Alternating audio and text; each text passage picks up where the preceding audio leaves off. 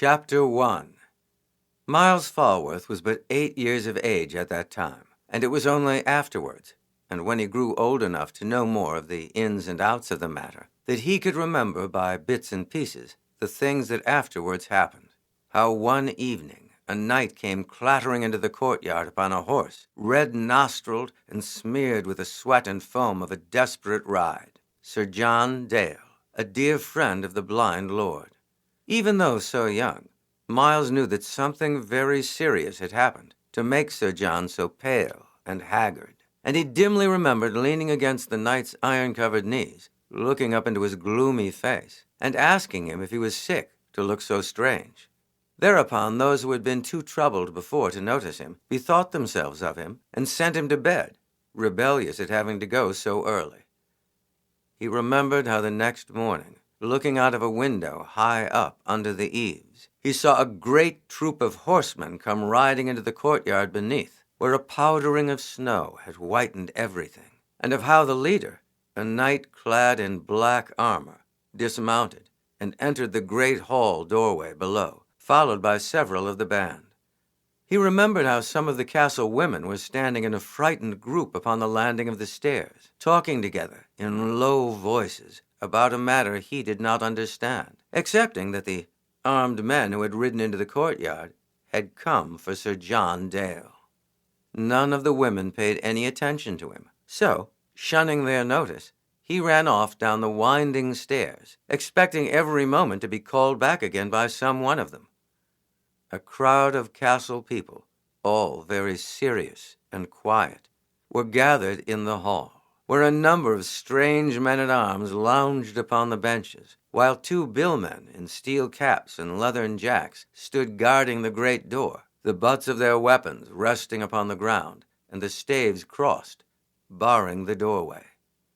In the anteroom was the knight in black armor whom Miles had seen from the window. He was sitting at the table, his great helmet lying upon the bench beside him, and a quart beaker of spiced wine at his elbow. A clerk sat at the other end of the same table, with inkhorn in one hand and pen in the other, and a parchment spread in front of him. Master Robert, the castle's steward, stood before the knight, who every now and then put to him a question, which the other would answer, and the clerk write the answer down upon the parchment. His father stood with his back to the fireplace, looking down upon the floor with his blind eyes, his brows drawn moodily together, and the scar of the great wound that he had received at the tournament at York, the wound that had made him blind, showing red across his forehead, as it always did when he was angered or troubled. There was something about it all that frightened Miles, who crept to his father's side and slid his little hand into the palm that hung, limp and inert. In answer to the touch, his father grasped his hand tightly, but did not seem otherwise to notice that he was there. Neither did the Black Knight pay any attention to him, but continued putting his questions to Master Robert. Then suddenly there was a commotion in the hall without, loud voices, and a hurrying here and there. The Black Knight half arose, grasping a heavy iron mace that lay upon the bench beside him, and the next moment Sir John Dale himself, as pale as death, walked into the antechamber. He stopped in the very middle of the room. "I yield me to my lord's grace and mercy," said he to the Black Knight, and they were the last words he ever uttered in this world. The Black Knight shouted out some words of command, and swinging up the iron mace in his hand, strode forward, clanking toward Sir John, who raised his arm as though to shield himself from the blow. 2 or 3 of those who stood in the hall without came running into the room with drawn swords and bills, and little Miles, crying out with terror, hid his face in his father's long gown. The next instant came the sound of a heavy blow and of a groan, then another blow, and the sound of one falling upon the ground. Then the clashing of steel, and in the midst Lord Falworth crying in a dreadful voice, "Thou traitor! Thou coward! Thou murderer!" Master Robert snatched Miles away from his father and bore him out of the room in spite of his screams and struggles, and he remembered just one instant's sight of Sir John, lying still and silent upon his face, and of the Black Knight standing above him, with the terrible mace in his hand, stained a dreadful red. It was the next day that Lord and Lady Falworth and little Miles, together with 3 of the more faithful of their people, left the castle. His memory of past things held a picture for Miles of old Dickon Bowman standing over him in the silence of midnight with a lighted lamp in his hand, and with it a recollection of being bidden to hush when he would have spoken, and of being dressed by Dickon and one of the women, bewildered with sleep, shuddering and chattering with cold.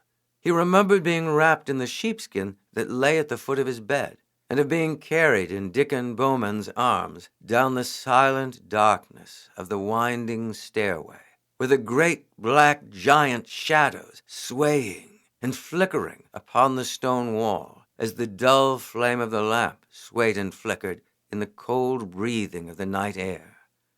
Below were his father and mother and 2 or 3 others. A stranger stood warming his hands at a newly made fire, and little Miles, as he peeped from out the warm sheepskin, saw that he was in riding boots and was covered with mud.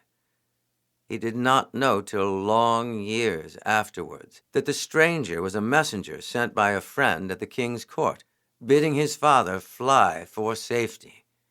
They who stood there by the red blaze of the fire were all very still, talking in whispers and walking on tiptoes, and Miles's mother hugged him in her arms, sheepskin and all, kissing him with the tears streaming down her cheeks, and whispering to him, as though he could understand their trouble, that they were about to leave their home forever. Then Dickon Bowman carried him out into the strangeness of the winter midnight. Outside, beyond the frozen moat, where the ushers stood stark and stiff in their winter nakedness, was a group of dark figures waiting for them with horses. In the pallid moonlight, Miles recognized the well-known face of Father Edward, the prior of St. Mary's. After that came a long ride through that silent night upon the saddlebow in front of Dickon Bowman. Then a deep, heavy sleep that fell upon him in spite of the galloping of the horses. When next he woke, the sun was shining, and his home and his whole life were changed. For more titles from Jim Weiss and Well-Trained Mind Press, please visit us at jimweiss.com or welltrainedmind.com. Thank you for listening.